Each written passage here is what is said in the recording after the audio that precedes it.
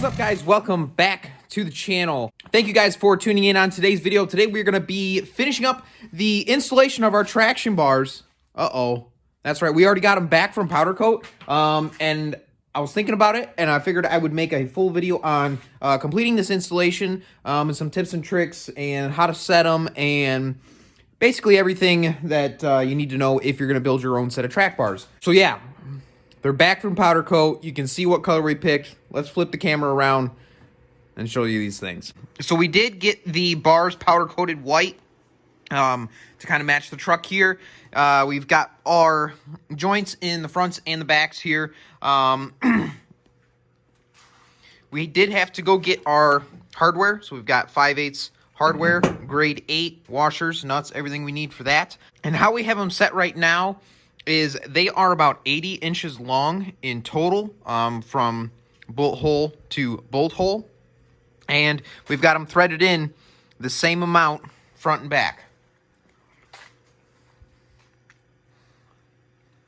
So basically, this end is left-handed thread and that end is right-hand thread. And so when you bolt these in, all you have to do is loosen up the jam nuts on both sides, and then you can just grab a hold of the bar and rotate it to either lengthen or shorten the bar. Most of the time, what you're going to want to do is lengthen the bar. I will show you guys that process once we get these installed. But yeah, they look absolutely fantastic. Very happy. Now, underneath the truck, you can see we've got our axle brackets painted. We got the other one over there painted as well. You can see it there. And then we also have our frame brackets. Both sides are painted as well over there and right here. We just did a black coating, kind of like a clear gloss style black. Nothing crazy, nothing fancy. And yeah, it should be nice and dry by now, so we should be able to go ahead with the installation. So let's do it.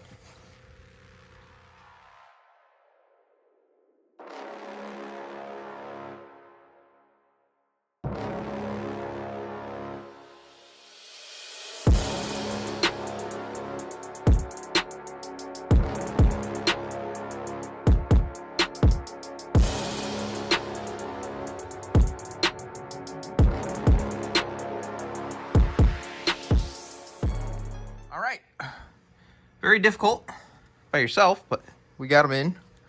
Now everything is still loose, so our hardware in the back and the front is both loose, and then our lock nuts are loose as well.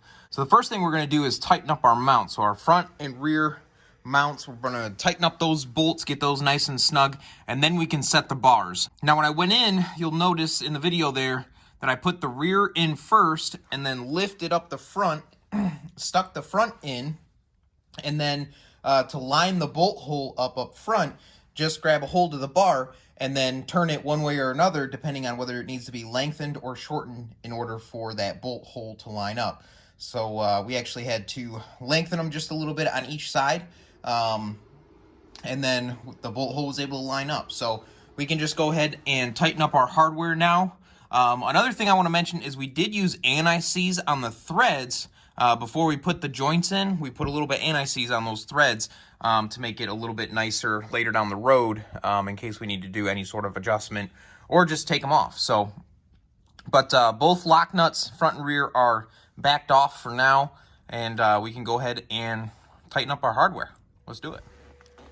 So we have our hardware tightened front to back here, but now I'm going to show you guys how I like to set the bars. Like if you're just a guy that tows every once in a while, but drives the truck every day type thing, the setting that I like to put just a little bit of preload on them. So you can see right now, I can rotate it pretty easily back or forth, okay? And what I'm going to do is rotate it to where it lengthens until I can't do it by hand anymore. And so the easiest way for me to remember, because this end is left-hand thread and that end is right-hand thread, is you're going to be taking this tube. If you want to shorten it, you need to screw it into that fitting down there. So we would go this way if we want to shorten the bar. We don't want to do that. We want to go the other way. We want to lengthen, which is going to unscrew it from down there. So we'll keep going. Get my right arm. until it doesn't want to go anymore. And then right there, and now we can run our jam nuts down and snug those up. Now, there's not really a torque spec, if you will, but basically you're going to want these really, really tight, and you're going to want these really, really tight. And then my last tip here is, so inside of this joint, you got these shims on both sides. Now, when you go to tighten that jam nut, it's going to try and twist this joint this way or this way. And so you want to keep this joint as straight. Like right now it's pretty straight, so we're going to want to keep it like that when we tighten down this jam nut. We don't want it to turn one way or another. So yeah, last tip there. So we'll get the other bar set over there, and then we'll tighten everything up extra tight, and then we can pull this thing out and see how they look. So we now have everything snugged up underneath there, and the last thing you're going to want to do after you get everything snugged up is pack those joints full of grease. Make sure they are nice and greased up and ready for use. But one thing, before we do that, let's talk about the purpose, okay? So yeah, traction bars, they look cool. You can get them powder coated the same color as your truck, right? Yeah, and you know, you look underneath the truck and you got this big behemoth bar underneath there. And it adds a cool factor to the truck, without a doubt. And that is one of the reasons why I did it. But there is another reason that these actually do serve a purpose, not just for looks. So let's talk about the purpose and why we did it on the daily here. The only reason you would install traction bars on your truck is if you are having issues with or want to prevent having any form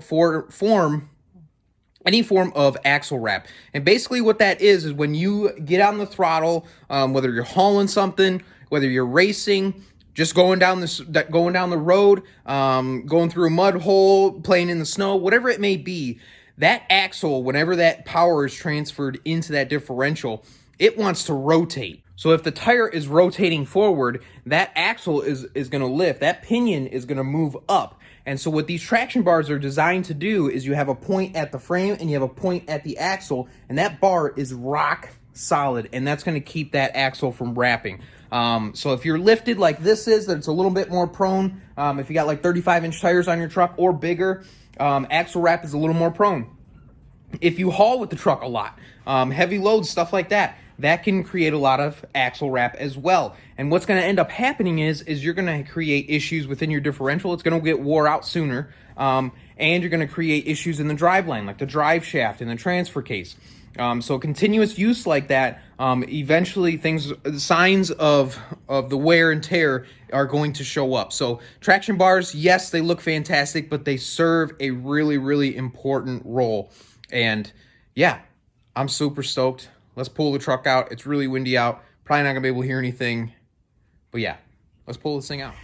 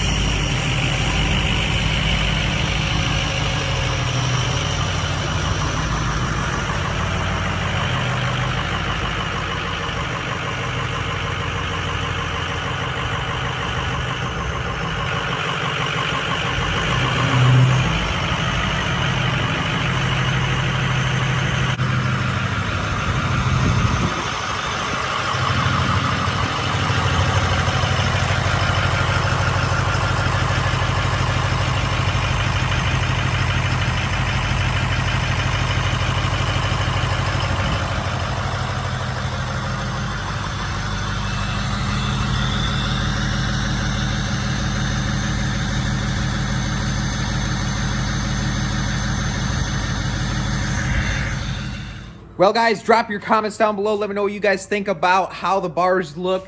We're going to get ready to go take it for a test drive, make sure everything is rock solid. We don't have any issues. After about 500 miles, we'll probably crawl back underneath there and just make sure that everything is nice and snug and tight.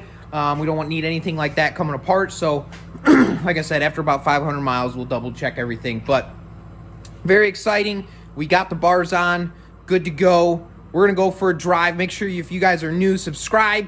Leave a like for this video. Drop a comment down below. We'll see you guys in the next video. Peace.